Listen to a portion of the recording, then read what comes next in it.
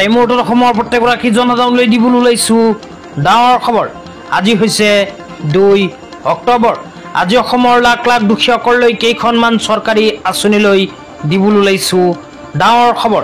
তো যিসকল মানুহে ভিডিঅ'টোত ক্লিক কৰিছে অনুগ্ৰহ কৰি ভিডিঅ'টো স্কিপ নকৰি প্ৰথমৰ পৰা শেষলৈ চাই থাকিব, কিয়নো এইটো ভিডিঅ'ৰ মাজত কৃষকসকলৰ পৰা আৰম্ভ কৰি আত্মসহায়ক গোটৰ মহিলাসকলৰ 10,000কৈ টকা আজি প্ৰদান কৰিব নেকি, এই বিষয়ত কেইখনমান নতুন খবৰ আপোনালোকক প্ৰদান কৰিম। অনুগ্ৰহ কৰি ভিডিঅ'টো স্কিপ নকৰি প্ৰথমৰ পৰা শেষলৈ চাব আৰু মোৰ চেনেলত নতুন হ'লে প্লিজ চেনেলটো ছাবস্ক্ৰাইব কৰি মোৰ লগত থাকিব।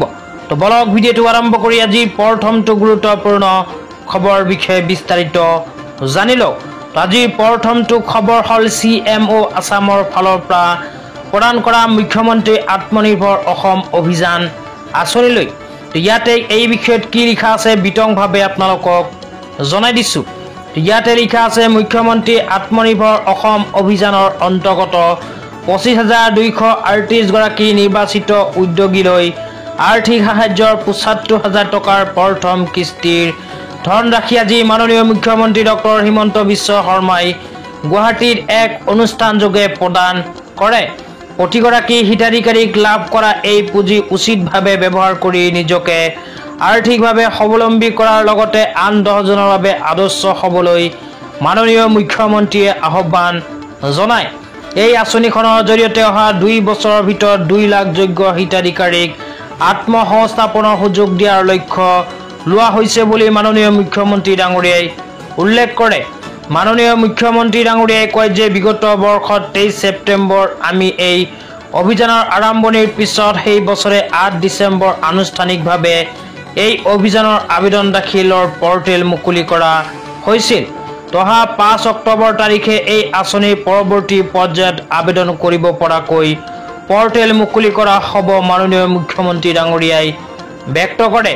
তো যিসকল উদ্যোগী বা যিসকল মানুহে এতিয়ালৈকে মুখ্যমন্ত্ৰী আত্মনিৰ্ভৰ অসম অভিযান আঁচনিত আবেদন কৰিব পৰা নাই, সেইসকল মানুহৰ বাবে অসম চৰকাৰে আকৌ আৰম্ভ কৰিব আবেদন। অহা 5 অক্টোবৰ তাৰিখৰ পৰা মুখ্যমন্ত্ৰী আত্মনিৰ্ভৰ অসম অভিযান আঁচনিৰ পৰ্টেল মুকলি কৰিব বুলি ইয়াতে স্পষ্টভাৱে উল্লেখ কৰা হৈছে। তো যিসকল উদ্যোগীয়ে মুখ্যমন্ত্ৰী আত্মনিৰ্ভৰ অসম অভিযান আঁচনিত নতুনকৈ আবেদন কৰিব বিচাৰে সেইসকল উদ্যোগী অহা 5 অক্টোবৰ তাৰিখৰ পিছত কৰিব পাৰিব আবেদন। তেতিয়া আপোনালোকক দিবলৈ ওলাইছোঁ আজি দ্বিতীয়টো খুবেই গুৰুত্বপূৰ্ণ খবৰ। তো আজি দ্বিতীয়টো খবৰ হ'ল PM কিষাণ আঁচনিলৈ। তো ভাৰত চৰকাৰৰ ঘোষণা অনুযায়ী অহা 5 অক্টোবৰ তাৰিখে ভাৰতৰ প্ৰধানমন্ত্ৰী শ্ৰী নৰেন্দ্ৰ মোদী ডাঙৰীয়াই সোমাই দিব PM কিষাণ আঁচনিৰ 18 নম্বৰ কিস্তি 2,000কৈ টকা। তো যিসকল কৃষকৰ নাম PM কিষাণ আঁচনিত অন্তৰ্ভুক্ত হৈ আছে সেইসকল কৃষকে কেইখনমান গুৰুত্বপূৰ্ণ কথা জনাটো অত্যন্ত প্ৰয়োজনীয়। অন্যথা আপোনাৰ নাম PM কিষাণ আঁচনিত অন্তৰ্ভুক্ত হৈ থাকিলেও PM কিষাণ আঁচনিত 2,000কৈ টকা নাপাব, লগতে আপোনাৰ নাম PM কিষাণ আঁচনিৰ পৰা কৰ্তন হ'ব। তো গুৰুত্বপূৰ্ণ কাম কেইখনৰ বিষয়ে বিস্তাৰিত আপোনালোকক জনাই দিছোঁ। ইয়াতে 1 নম্বৰত কোৱা হৈছে গ্লাড বেংক একাউণ্ট ডিটেইলছ। তো যিসকল মানুহে বেংক একাউণ্টৰ ভুল তথ্য দিছে সেইসকল মানুহে টকা নাপাব। তাৰপিছত কোৱা হৈছে বহিষ্কৰণ শ্ৰেণী কা অন্তৰ্গত আনা। তো যিসকল মানুহে বহিষ্কৰণ শ্ৰেণী বা এলিজিবিলিটি ক্ৰাইটেৰিয়াৰ ভিতৰত নপৰিব সেইসকল মানুহেও নাপাব PM কিষাণ আঁচনিৰ 18 নম্বৰ কিস্তি 2,000কৈ টকা। তাৰপিছত 3 নম্বৰত কৈ আছে আধাৰ কাৰ্ড বেংক খাতে সে লিংক না হোনা। তো যিসকল মানুহে এতিয়ালৈকে বেংক একাউণ্টৰ লগত আধাৰ কাৰ্ড লিংক কৰা নাই সেইসকল মানুহেও PM কিষাণ আঁচনিৰ ধন নাপাব। তাৰপিছত 5 নম্বৰত কোৱা হৈছে আবেদক কি আয়ু 18 বৰ্ষ সে কম হোনা।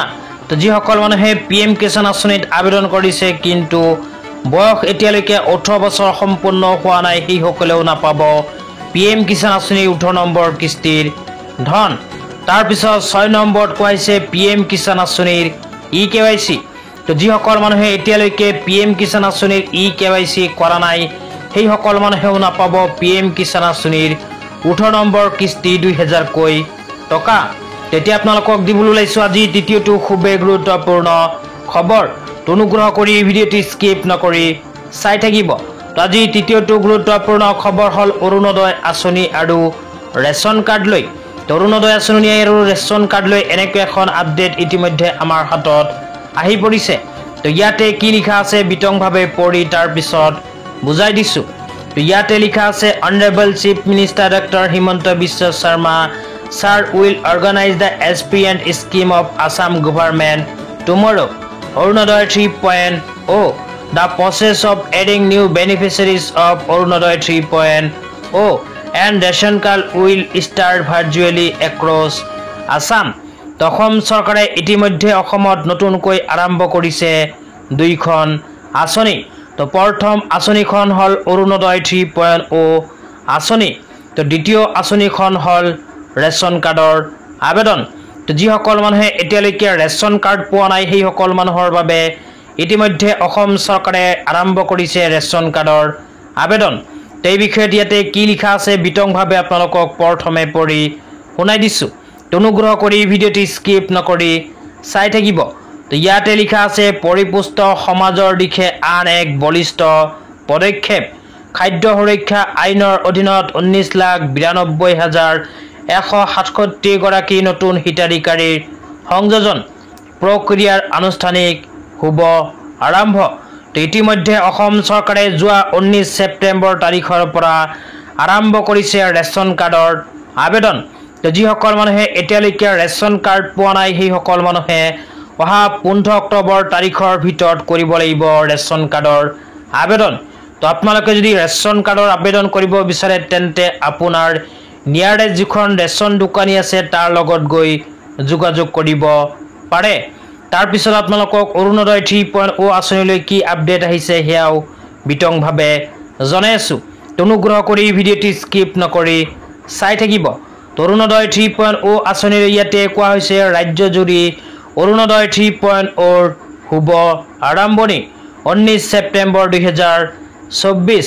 মুখ্যমন্ত্ৰী সংবাদ সন্মিলন কক্ষ লোকসেৱা ভৱন দিছপুৰ গুৱাহাটী। অসমৰ মাননীয় মুখ্যমন্ত্ৰী ডাঙৰীয়াই মুখ্যমন্ত্ৰী সংবাদ সন্মিলন কক্ষ লোকসেৱা ভৱন দিছপুৰ গুৱাহাটীৰ পৰা যোৱা 19 ছেপ্টেম্বৰ 2024 তাৰিখে আৰম্ভ কৰিছে অৰুণোদয় 3.0 আঁচনি। তো আপোনালোকে যদি অৰুণোদয় 3.0 আঁচনিত আবেদন কৰিব বিচাৰে তেন্তে অনুগ্ৰহ কৰি ভিডিঅ'টো স্কিপ নকৰি প্ৰথমৰ পৰা শেষলৈ চাই থাকিব। লগতে এইটো ভিডিঅ'ৰ কমেণ্ট বক্সত কমেণ্ট কৰি জনাই দিব যদিহে আপোনালোকে অৰুণোদয় 3.0 আঁচনিত কৰিব বিচাৰে আবেদন।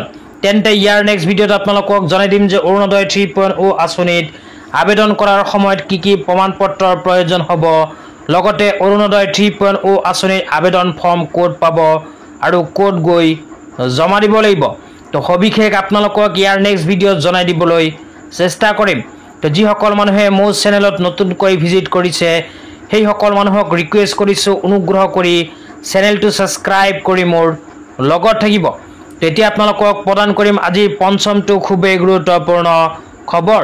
তো আজি পঞ্চমটো গুৰুত্বপূৰ্ণ খবৰ হ'ল ই শ্ৰম কাৰ্ড থকা দুখীয়াসকলৰ বাবে। তো ই শ্ৰম কাৰ্ড থকা দুখীয়াসকলৰ বাবে অসম চৰকাৰে কেবিনেট বৈঠকত কেইদিনমান আগত এখন গুৰুত্বপূৰ্ণ সিদ্ধান্ত গ্ৰহণ কৰিছে। তো ই শ্ৰম কাৰ্ড থকা শ্ৰমিকসকলৰ বাবে কি সিদ্ধান্ত গ্ৰহণ কৰিছে এতিয়া আপোনালোকক পোনপটীয়াকৈ জনাই আছোঁ। অনুগ্ৰহ কৰি ভিডিঅ'টো স্কিপ নকৰি চাই থাকিব। এই বিষয়ত ইয়াতে লিখা আছে শ্ৰমজীৱী খাদ্য সুৰক্ষা নিশ্চিতকৰণ।